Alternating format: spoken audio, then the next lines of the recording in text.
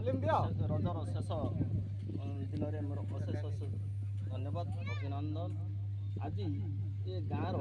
ମୁଁ ଭାବୁଛି ପଳାର ମାଟି, କାରଣ ଏଠି 3 ଦିନ ହେଲା ଦୀର୍ଘ ଏଠି ସାଂସ୍କୃତିକ କାର୍ଯ୍ୟକ୍ରମ ଚାଲିଛି, ଯାହାଫଳରେ କି ସମସ୍ତେ ଉପଭୋଗ କରୁଛନ୍ତି ଏବଂ ବହୁତ ମଧ୍ୟ ଧନ୍ୟବାଦ ବାହାରୁ ଏବଂ ଗାଁର ସମସ୍ତ ନାଗରିକ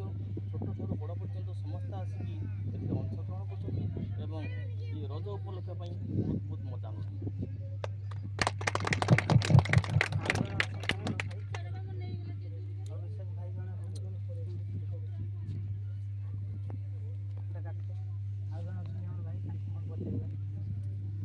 ଆମର ଏଇ ଯେଉଁ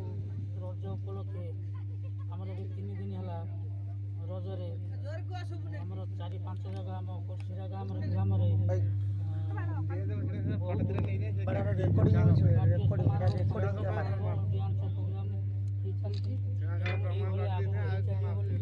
ଆମର ଆଶା ଓ ବିଶ୍ୱାସ ଆଗକୁ ଆଗକୁ ଏଇଭଳିଆ